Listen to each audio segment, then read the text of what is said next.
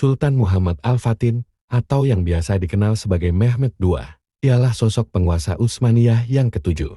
Ia berkuasa pada tahun 1444 sampai tahun 1446 dan tahun 1451 sampai tahun 1481. Selain itu, Mehmed II memiliki banyak keberhasilan di masa kepemimpinannya. Tetapi yang paling bersejarah adalah keberhasilannya menaklukkan Konstantinopel pada tahun 1453. Hal ini membuatnya mendapat julukan Sang Penakluk atau Al-Fatih. Sultan Muhammad Al-Fatih lahir pada 30 Maret tahun 1432 di Edirne, Turki. Ia merupakan putra dari Sultan Murad II dan Hama Hatun.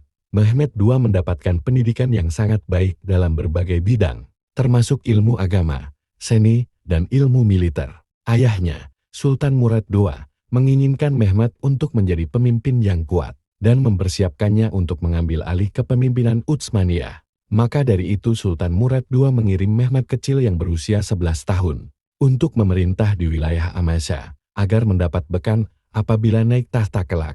Sultan Murad juga mengirim guru-guru untuk mendidik putranya. Salah satu ulama yang berpengaruh pada waktu itu ialah Syekh Muhammad Syamsuddin bin Hamzah, yang juga menjadi salah satu gurunya, sehingga membuat Mehmed terpengaruh pentingnya menaklukkan Konstantinopel. Konstantinopel, juga dikenal sebagai Bizantium, merupakan ibu kota Kekaisaran Romawi Timur dan kemudian menjadi pusat Kekaisaran Bizantium. Kota ini terletak di semenanjung Balkan dan dikelilingi oleh laut, yaitu Laut Marmara di sebelah selatan dan barat, serta Laut Hitam di sebelah utara. Pada tahun 330, Kaisar Konstantinus I mendirikan kembali kota ini sebagai ibu kota baru Romawi dan dinamai Nova Roma. Namun, segera setelah kematiannya, kota ini berganti nama menjadi Konstantinopolis untuk menghormati pendiriannya. Kemudian nama kota ini diubah lagi menjadi Istanbul. Setelah penaklukan oleh Sultan Muhammad Al-Fatih pada tahun 1453, di dunia Kristen, kota ini menjadi yang terpenting dalam segi kebudayaan dan kesejahteraan, utamanya pada masa Wangsa Komnenos. Konstantinopel mengalami berbagai upaya menaklukkan yang dilakukan oleh banyak pihak. Para pemimpin Muslim dari generasi ke generasi berusaha menaklukkan kota tersebut. Pertama kali upaya penaklukan di masa pemerintahan Muawiyah bin Abi Sufyan.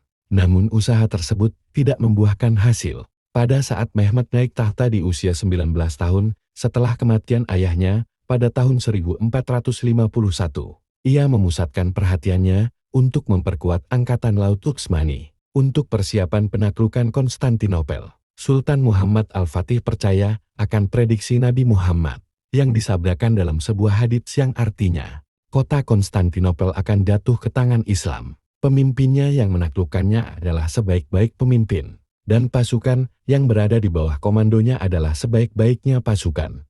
Hadis riwayat Ahmad bin Hanbal. Di tepi selatan Bosforus bagian Asia, telah berdiri benteng Anadolu Hisan yang dibangun oleh Sultan Bayezid I.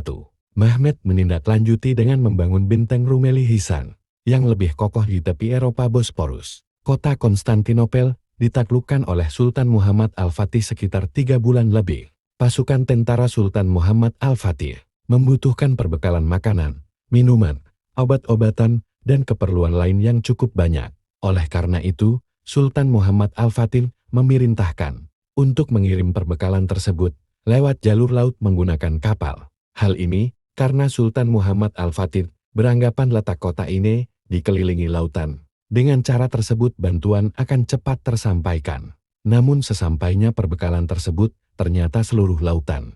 Di dekat dermaga dipasangi rantai-rantai yang mengakibatkan kapal-kapal yang membawa perbekalan dan kebutuhan untuk pasukan tentara perang itu tidak bisa sampai di tempat tujuan. Rantai-rantai tersebut membentang di Selat Bosforus dan di sebelah selat tersebut terdapat daratan yang isinya perbukitan. Dan di seberang daratan tersebut terdapat Laut Marmara. Sultan Muhammad Al-Fatih berpikir keras agar kapal-kapal tersebut bisa sampai ke tempat mereka. Akhirnya Sultan Muhammad Al-Fatih memutuskan untuk membawa kapal-kapal perbekalan melewati berbukitan. Kapal-kapal itu dialasi dengan kayu pohon yang letah dilapisi lemak binatang agar licin. Lalu kapal-kapal tersebut ditarik oleh ribuan pasukan tentara menaiki perbukitan. Sesampainya di atas bukit, kapal-kapal itu dibuat turun dengan sendirinya. layaknya mainan perosotan tanpa harus ditarik lagi. Setelah melewati perbukitan, kapal-kapal bisa tiba di Laut Marmara dan bersandar di tepi pantai. Hebatnya,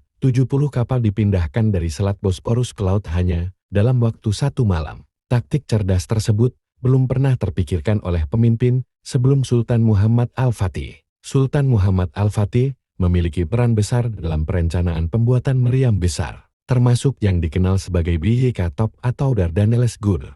Meriam ini memiliki diameter yang sangat besar, sekitar 76 cm atau 30 inci, dan panjang yang mencapai sekitar 518 cm.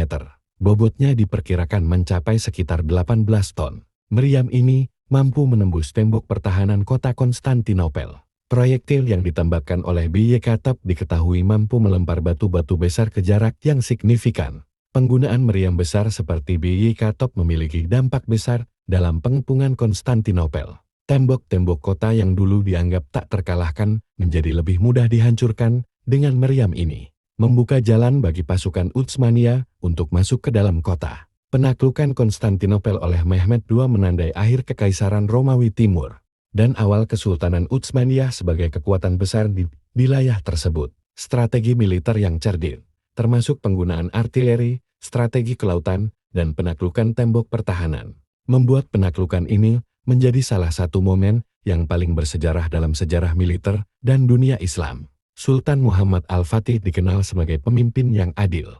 Dibuktikan dengan, setelah ditaklukkannya Konstantinopel, ia memastikan bahwa warga kota, terlepas dari agama atau etnis, mereka tetap memperoleh hak-hak yang adil serta keamanan. Meskipun dikenal sebagai penakluk militer, ia juga dihargai karena dukungannya terhadap ilmu pengetahuan dan seni, sehingga ia pun mendirikan perpustakaan dan pusat ilmu pengetahuan, serta memberikan dukungan kepada cendekiawan dan para seniman. Wallahualam bisawab.